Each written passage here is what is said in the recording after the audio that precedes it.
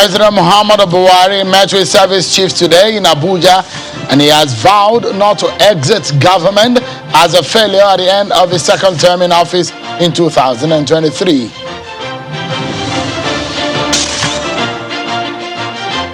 And more lawsuits have emerged challenging the legality of the Governor Budin-led caretaker committee of the APC.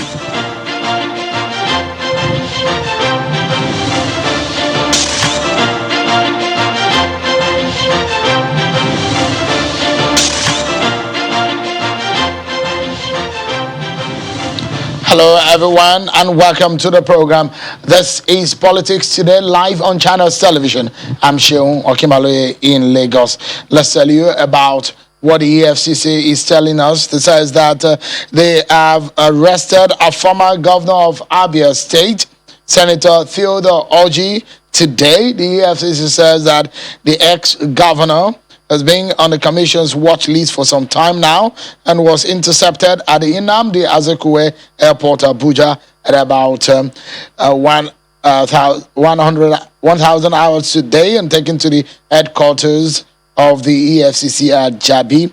10 hours rather, and taken to the headquarters of the EFCC at Jabi, Abuja, for continuation of his interrogation. The EFCC says he's being quizzed alongside his son, Chinedu. The current Speaker of the Abia State House of Assembly will turn himself in this afternoon upon learning of the arrest of his father. Senator Orji and his sons, Chinedu and Ogbonna, are under investigation by the EFCC for offences bordering on misappropriation of public funds and money laundering. The ex-governor is alleged to have collected 500 million naira monthly as security votes for 8 years as governor of Abia State between 2007 and 2015. Other issues related to the alleged mismanagement of 2 billion ecological fund and conversion of Sure-P funds. There's more to tell you right here on Channels Television's Politics Today, but we check out your political roundup stories and we dig into some of our major conversations for tonight.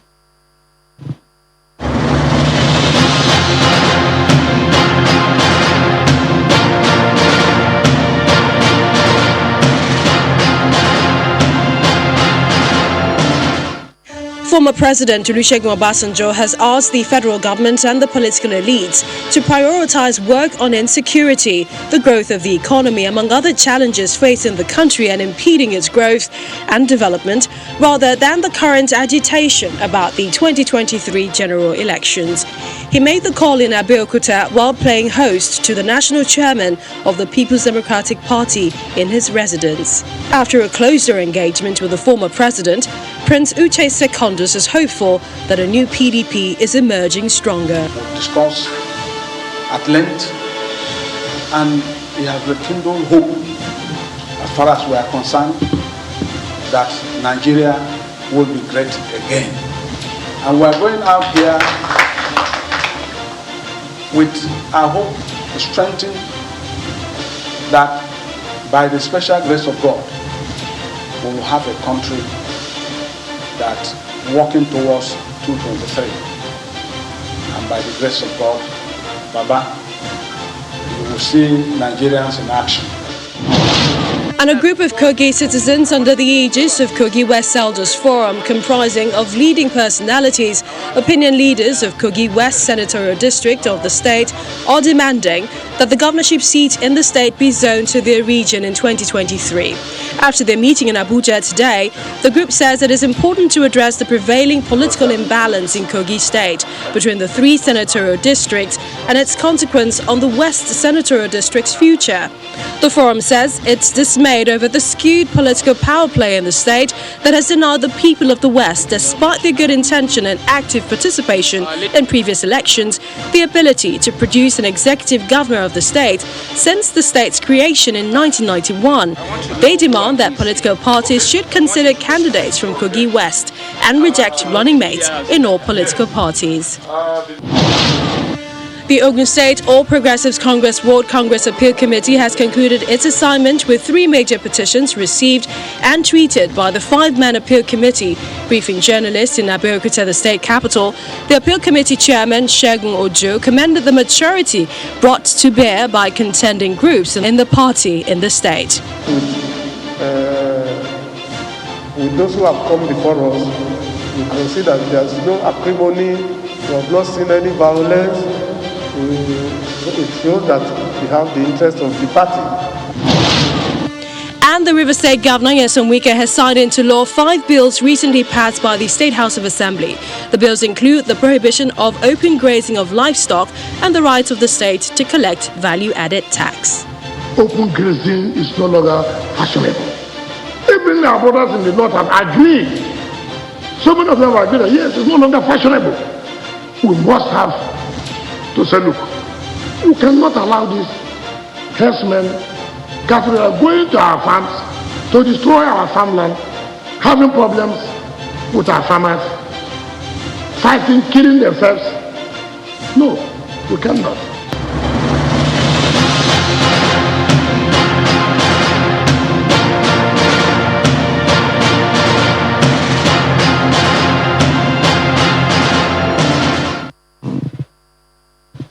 And some news coming in that is perhaps very important for the Anambra governorship election. There is some confusion in some quarters because of the series of the court orders and judgment that are coming in. But today, the Independent National Electoral Commission, INEC, has returned the name of the former governor of Central Bank, Professor Charles Soludo, of the All Progressives Grand Alliance, APGA, to the list of candidates for the Anambra governorship election. The Commission says in a statement released today that the decision followed a judgment of the Court of Appeal, Kano Division, on the leadership of APGA and on the nomination of candidates for the Anambra governorship election. Professor Soludo's name is now enlisted on the candidates list from INEC. However, the People's Democratic Party is not represented on the list. Meanwhile, a state high court sitting in Owerri today reaffirmed Jude Okeke as the authentic national chairman of the All Progressives Grand Alliance, APGA, and have directed the Independent National Electoral Commission, INEC, to recognize all correspondence from his faction for the November governorship election in Anambra State. This ruling followed an application of stay of execution and leave to appeal by Victor Oye-led APGA on its earlier judgment on the matter. The Victor Oye faction of the party has, however, gone ahead to appeal the judgment. It is not clear what steps INEC will take in the light of this latest judgment, considering that earlier today they released a list putting the name of Professor Charles Soludo on the candidates list. So much drama and complications as far as Anambra governorship election is concerned. So we keep tabs on that for you. And to our major conversation for tonight, everyone. President Muhammadu Buhari has vowed not to exit government as a failure at the end of his second term in office in 2023.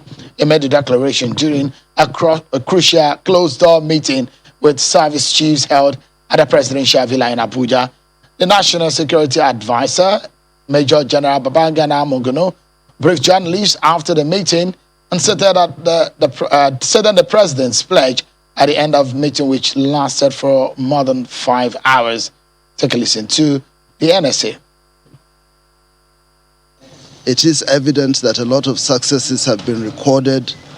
Large numbers of people are surrendering in the Northeast as a consequence of the relentless efforts of the armed forces, intelligence and security agencies. This is very, very evident. We've never had such large numbers of people defecting from the other side back to the Nigerian side, mainly as a result of many issues within the theater, issues of infighting among the various factions of the terrorist groups. But the new drive of the armed forces, the police, the intelligence agencies. There's been greater cooperation, greater synergy, intelligence sharing, as well as our partners in the Regional Intelligence Fusion Unit. So the president was briefed. The president is quite happy that there's been tremendous success, especially with the advent of the new service chiefs and the Inspector General of Police. And he's also made it very, very clear that he's not ready to exit government as a failure. He's not going to tolerate that. He's made changes and is ready to make further changes if he's not satisfied. Let's take the story further now. Those are very strong positions made, considering the events that we've seen in the past few weeks. It's very instructive. And for you as a Nigerian, what do you think? What do you make of the events, the scenario playing out, the role of the security chiefs, and what the president has said today? Let me get the knowledge and the expertise of two security experts. One is a retired director at the DSS, Mr. Mike Ejiofor. He joins us from our Abuja studio. And from Lafia in Nasarawa State, is a security consultant, Mr. Kabiru Adamu. Thank you so much, gentlemen, for joining us. Perhaps I should begin with Mr. Adamu. For the president to say today that I will not exit government as a failure. Security is one major thing the government of the APC and President Buhari made pledge to in 2015 when taking over from the PDP-led federal government. And are saying this kind of thing today. What do you make of it, Mr. Adam? Thank you, Sheun. Clearly, like you rightly noted, security, or rather tackling insecurity, has been one of the major pivots of the Buhari administration. In his first tenure, he indicated that. Then, of course, in the second tenure, he indicated that as one of the objectives of his government. And so clearly, he's taking the issue seriously. And the statement from the Office of the National Security Advisor by the National Security Advisor mentioning that the president saying he wouldn't want to leave as a failure is an indication of how seriously he's taking security. Now, we can look at the indices. What do the indices say? My consultancy, which is Beacon Consulting, we have a database and we keep track records of security incidences across the country.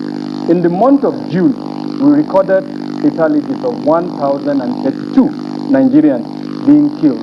Now, the president came out in that month to give a marching order to the service chiefs to tell them that, look, go after these bandits, these guys that are doing the killing. Now, what did we see in the month of July? A 39% reduction.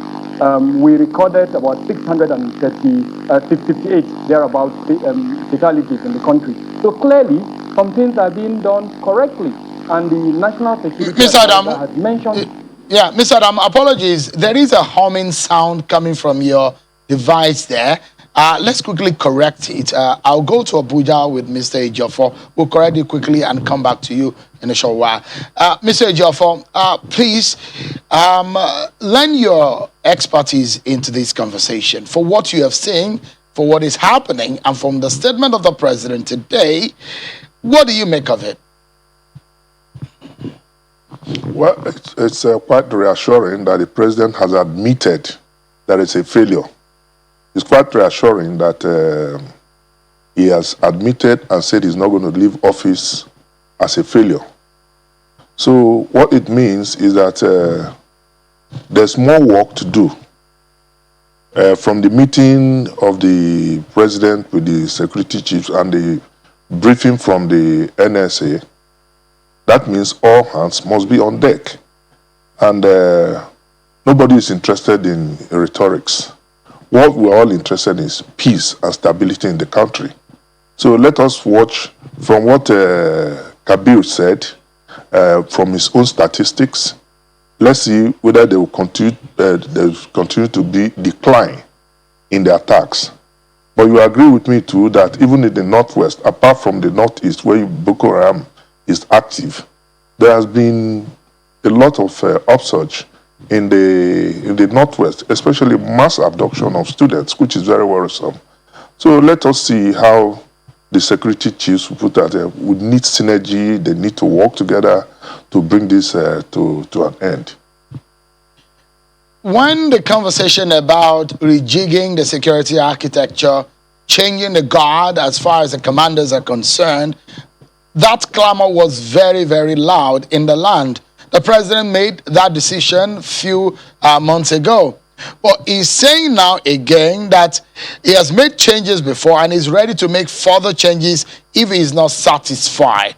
Let me get your take as an expert in security. What changes mean when it comes to the top echelon of security architecture in the country? Yeah, don't forget that the president was elected president of the Federal Republic of Nigeria. The service chiefs and the commanders were not elected. So the buck stops on the president's table. You recall that during that clamor for change of guards, a lot of Nigerians, even I was one of the people who also clamored for change, but I had a caveat then that changing guards will not bring the required solution to our problem, because you are bringing Nigerians, you are not bringing foreigners to man the security architecture. In terms of logistics, we need to up our game, and you see that the government has started taking delivery of the aircraft for the Air Force. But I have a problem there, because the police, for instance, is the statutory body charged with maintenance of internal security. So as much as we're equipping the armed forces, we should also pay priority to the police, because this is the body that is expected to maintain internal security. That is what the government is doing is kinetic. But also you need to approach this fight from non-kinetic approach, like employment, reduction of areas of discontent within the polity, and addressing the issues that have been raised. So it's not just if you buy the whole aircraft, equip the military equipment alone cannot solve the world. So we need to approach it from both ends. Another issue that the NSA raised is a sign, according to your assessment on the inside, that things are improving, is the fact that some of the terrorists are dropping their arms, they're dropping their bombs, and they're crossing to the other side, according to what the NSA said. But there are being some people who are saying, look, let's be cautious about these fellows who says that they have repented and are coming back. In fact, locals in Borno State and in some parts of the Northeast have also raised alarm on this matter. Let me get your view on what you make of this and how the federal government can handle such a thing. Well, it's a thing of joy, but we should not be beating the drums now that the bandits or the Boko Haram elements are surrendering to government. This is not the first time we've had it. If you recall that the senator representing one of the senatorial zones, Senator Ndume, and the governor had objected to all this issue of surrendering. And people who were even released and absorbed went back attacking the community, especially Damboa, for instance. So I think we should not jubilate yet that they are surrendered, because these people, they also plant deception. They have their strategies.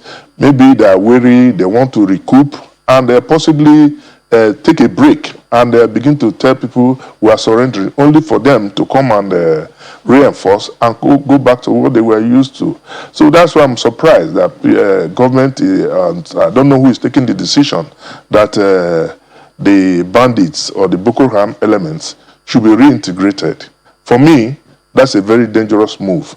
And I think what government should do as a matter of fact, because you see a lot of people are still in the IDPs, and they have not gone back to their places, and you want to grant these people to be reintegrated into society.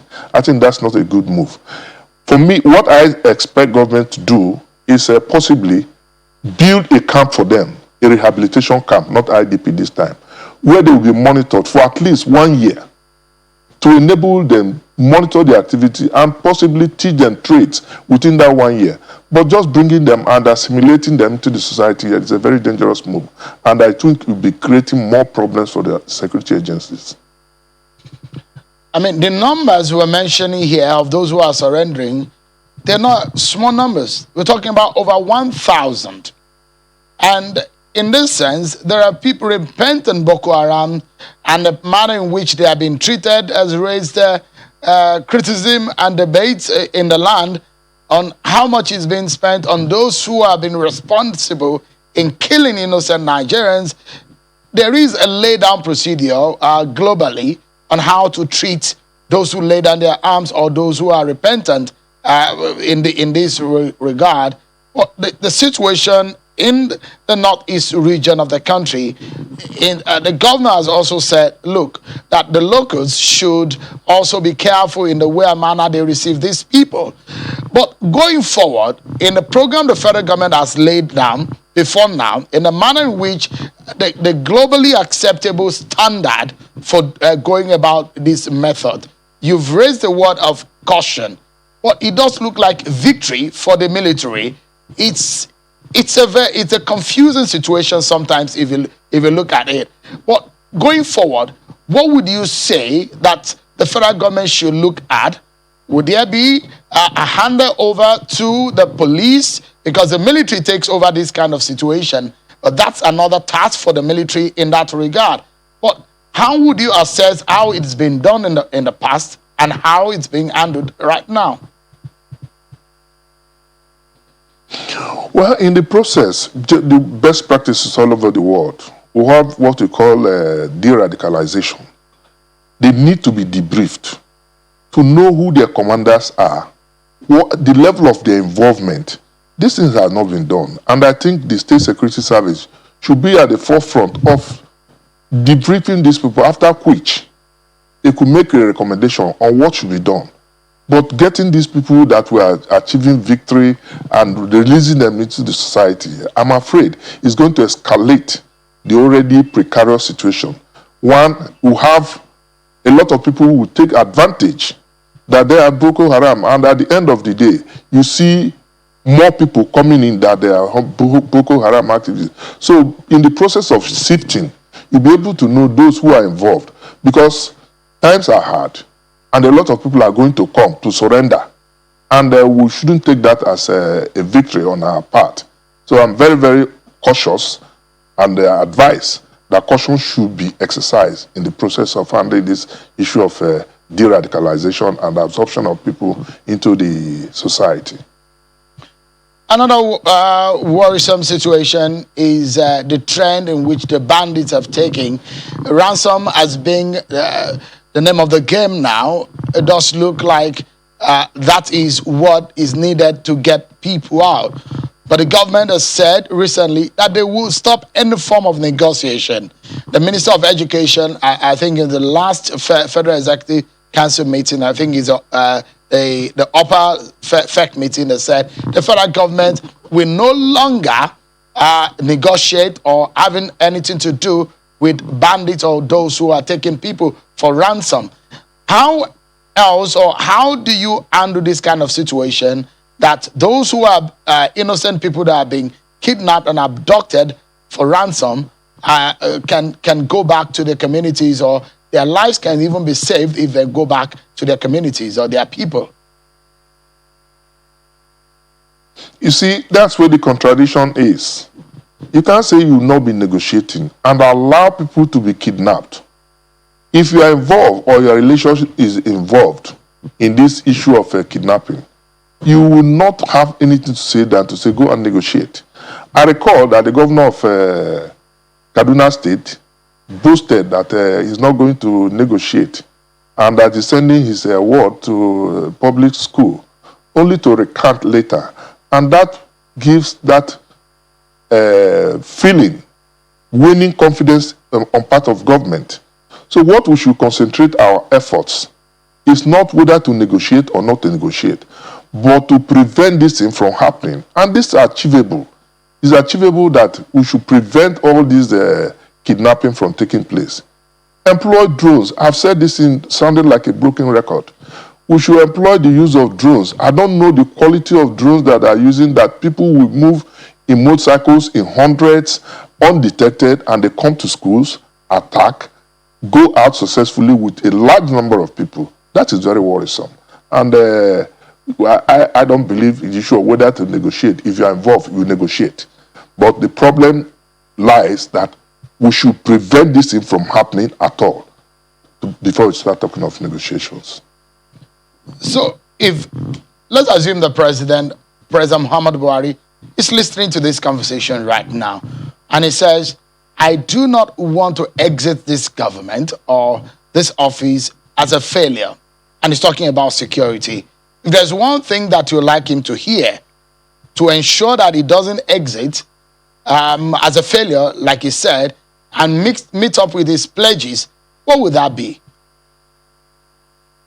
Well, my advice is that we should employ more of technology-driven tactics in terms of containing this crisis. We have spent a lot of money, I wouldn't say waste, in buying armaments. We should address the basic issues, the areas of discontent, employ the use of drones, make sure these people are monitored before they come to the place. So nobody, I believe the president himself, wouldn't want to, just like he has said, leave office as a failure. Nobody wants to, if you go for an exam, at least you want to be remembered, or you want to pass. We want him to be remembered for some legacies he has left behind. And the only legacy he has, because the APC government came with the issue of security, economy, and the third, the economy.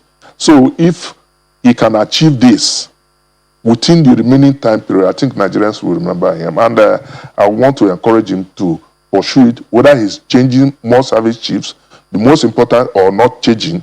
The most important thing is that we need results. Mr. Mike Ejiofor, a former director at the DSS, thank you so much indeed for your time tonight. Unfortunately, we're not able to get back Mr. Kabiru Adamu into the conversation because of the bad connection there. Thank you so much, gentlemen, for your time. We'll take a break, and when we return, Mr. Bolarinwa is a former chairman of the APC in Kwara State, who will be joining me, and alongside Mr. Sidney, a lawyer, he also will be joining me on the state of affairs of the APC for those who have dragged the party and Governor Buni and others to court on the leadership issue. Join us again, everyone. Welcome back, everyone. Away from national security, let's go into party politics. Now we'll be dwelling on the situation in the All Progressives Congress, APC. There's yet another lawsuit challenging the leadership of the All Progressives Congress, APC. This time coming from a former chairman of the APC in Kwara State, Mr. Bashir Bolarinwa, who is said to be loyal to the Minister of Information faction of the party in Kwara State. Mr. Bolarinwa is arguing and praying the court to determine whether Governor Buni can be the chairman of the party while still holding the office of the governor of Yobe State. He's gone to court now, and I'll probably show you what that court order that he's seeking looks like.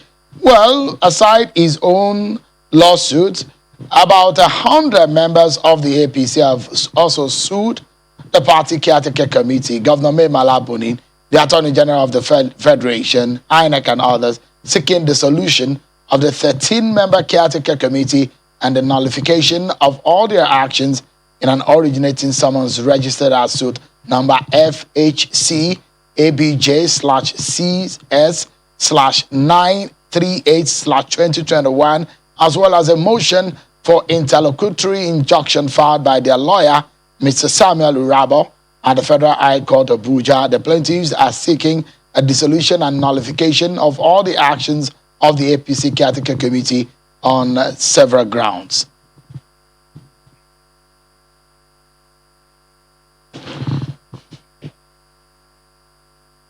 let's discuss this matter and get the two sides of this divide. Mr. Bashir Balaniwa will be joining us from Ilorin virtually, and from Abuja studio is a lawyer, Mr. Sydney Ibanuka. He joins us from Abuja studio. Thank you so much, Mr. Ibanuchuka. Thank you. Let's get a sense of what the caretaker committee makes of these barrage of lawsuits coming left, right, and center. One from Kwara, there are several others coming from Benue, and several others coming even outside of the party. It was initially outside of the party, but now more people are now rising in the party, challenging the caretaker committee and those who are governors in the party, especially from the point of view of Section 183 of the Constitution of the Federation. What is the thinking and the position of the caretaker committee on this? Okay, barrage of suits, left, right, and center, a legion and plethora of suits from outside the party and the internal party and within the party structure. Those are expected. We are in a democracy and people should air their views. But we are not daunted. The CECPC, that is the Caretaker Extraordinary Convention Planning Committee, is not daunted by any of these suits. We are not surprised that members outside the APC are aggrieved and are going to court. We say it's an internal party matter. The law is clear, both on the constitution of the CECPC, and the law is clear, both the constitution of the Federal Republic of Nigeria and the constitution of the party. So we are not surprised. All of these suits, we will take them. It's a law-abiding party. And talking about Section 183 of the Constitution, it has two limbs, which talked about being remunerated, receiving salary as a serving governor, and the other limb talks about occupying an executive office, still being a governor. There is no way those two limbs will be interpreted against the CECPC as is presently constituted. So, let me ask this first and foremost. Has the caretaker committee been served some of these orders? Okay, I think there is no order of court yet, but I think if there are suits from what you are saying, it will be served on us, on the party, and we are willing and we are very able to the extent of the extant provisions of the law. The law is sacrosanct, and without any attempt to sway in rhetorics or legal semantics, the matter at the Federal High Court as presently constituted is sub judice, but I must add that they are dead on arrival. Those suits are dead on arrival. There is no way Section 183, the second limb, by any stretch of the imagination, would be interpreted that His Excellency Mai Mala Buni is occupying another executive position or is being remunerated. It is a caretaker committee. The constitution of the 13-man committee is caretaker. It is not tenure bound, and they are not being remunerated for it. So, whether by rules, any rules of interpretation that wants to be adopted, the golden rule, the mischief rule, the eius dem generis rule, it cannot by any stretch of the imagination be said that Buni as a governor and the other two governors are occupying an executive position or they are being remunerated. For those who are members of the party, I must say they are just masquerading as members of the party. If they are members of the party, there are internal mechanisms set that should be exhausted before any member of the party takes the leadership of the party to court. And those have not been exhausted. Those have not even been used. And running to court runs counter to the provisions of the Constitution, which requires party members to first seek redress within the party before running to court. But we are willing to face them and to meet them in court as far as the law is concerned. and as far as the CECPC is concerned. It was properly constituted, and all the actions that are being taken are taken within the ambits and provisions of the law. So let's put this into context. We'll get into the nitty-gritty of the grievances of those who have gone to court. They filed their motion, and it's clearly stated what their grievances are in their motion, which already is not being heard, but we can discuss the peripheral of those stories, not the meat of it. But first and foremost, Mr. Festus Keyamo, Senior Advocate of Nigeria, in a memo that was leaked eventually, was advising the party, and one of the advice that he gave is that there will be a floodgate of litigation, and it's already happening. It looks like a prophecy that he was hated for the advisory that he gave to the party, but it looks like it's happening just few weeks after he said it. Is the party or the caretaker committee seeing some of the sense in Festus Keyamo's leaked memo? Okay, what the learned senior advocate and a junior minister, who is also a member of the party, said in his memo that went viral were his views, opinions, and advice to the party. But we are of the firm view and considered opinion that the legion and plethora and floodgate of litigations that will arise as a result of the actions being taken by the CECPC, those cases are dead on arrival. I'll be very sincere with you, Sion. The Supreme Court decision, which in Yita Ojegede and another, versus INEC, and 3 others, what the Supreme Court said that the chairman, His Excellency, Mai Mala Buni, was not joined in that suit. And you cannot, as he said in common parlance, you cannot shave a man's head in his absence. But he was not joined, and that suit was thrown out. And I am saying that a situation where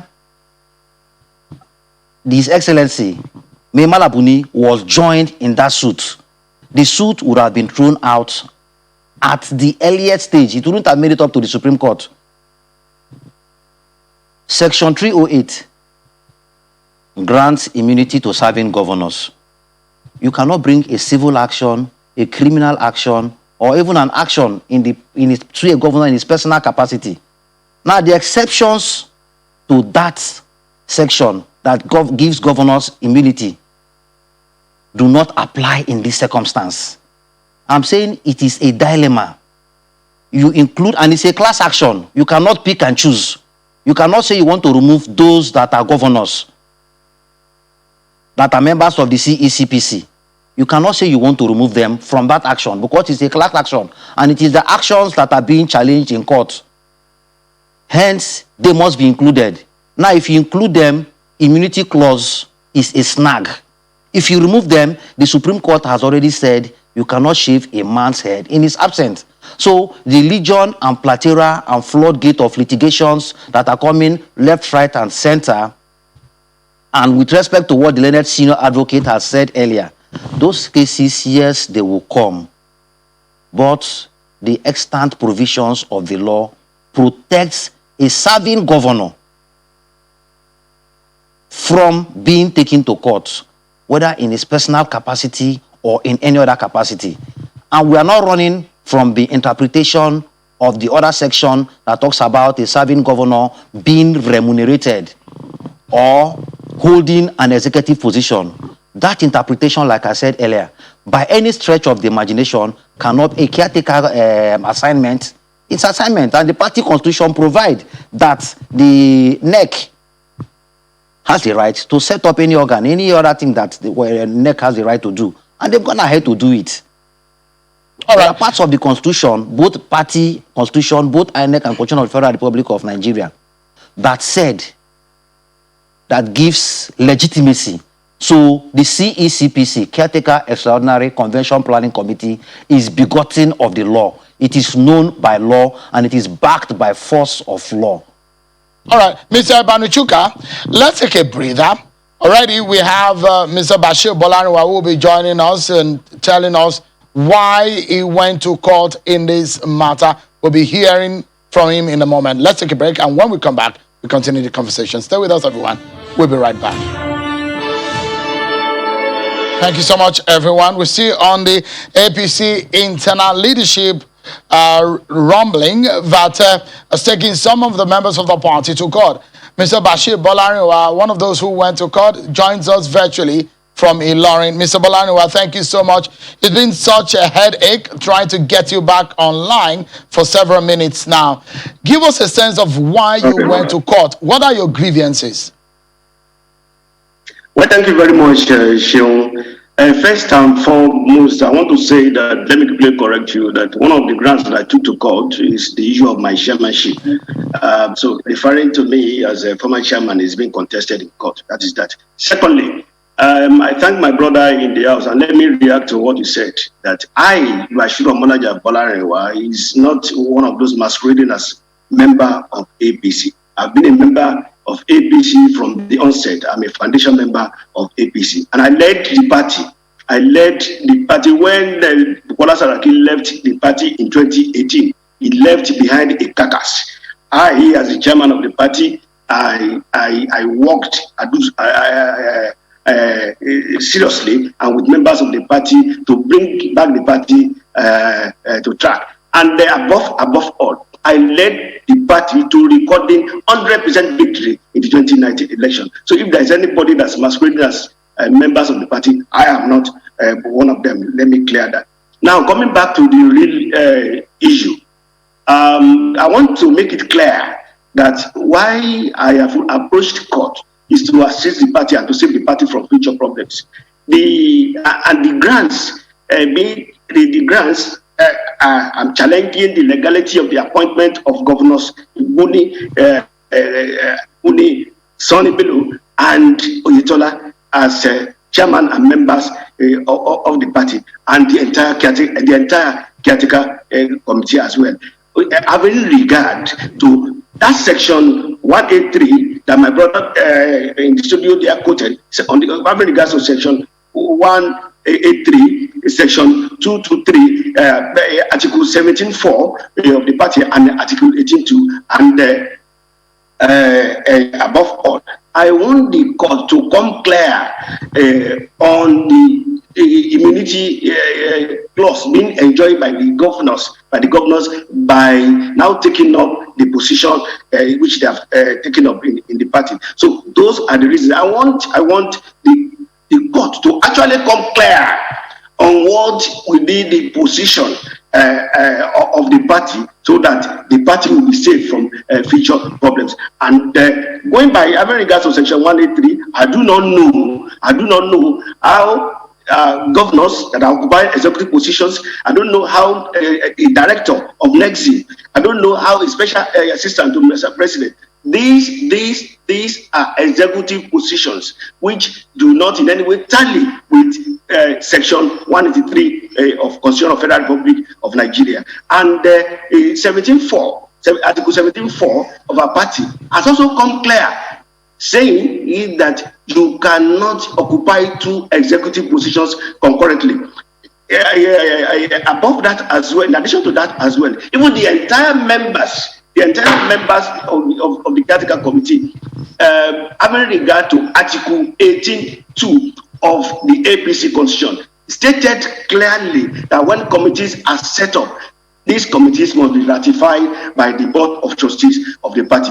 And unfortunately, we do not have anyone in place now. So these are the reasons why I've approached the court, for the court to be clear, to come clean on this matter, and to also declare, if the court eventually is on my side as regards my prayers, then the court should declare that all actions having taken so far, including my purported removal, should be declared null and void. But quickly, Mr. Bolariwa, I would like to say clearly that the reasons why refer to you as the former chairman is because the caretaker National Caretaker Committee of the party recognizes Abdullahi Samari as the caretaker chairman of the APC presently. So we recognize and we know the caretaker committee of the party. So like you said you are in court over that matter. Well, let me draw one thing to you, and is part of what the party processes also obtains, that there must have been the exhaustion of internal party processes before a member of the party can go to court. Have you exhausted all of those opportunities or options in resolving your grievances before you headed for the court? Sheung, thank you very much. I want to say that all those avenues have been fully explored. And by the time we get to court, I think that will be clear to whichever party that actually shows up. There's nobody that also matters in this party as of today that has not heard about a matter. So that area has been taken care of. It's a very popular story out there. The infighting in the Kwara APC between the faction loyal to the Minister of Information, Lai Mohammed, and the faction loyal to the governor of Kwara State. So this is, I guess, part of the issue, isn't it?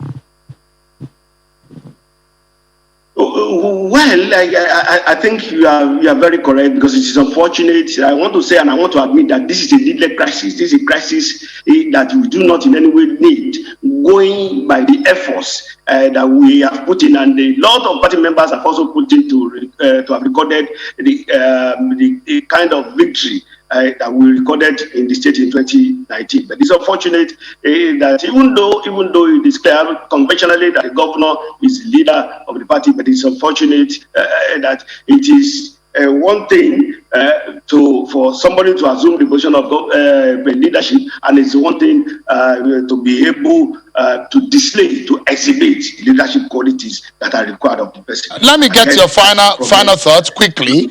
You know the implication of what this means. You've gone to court, you've gone to the public to take your party internal affairs to the public. So you know what the implication. Should you lose out there in the court, what will be your position?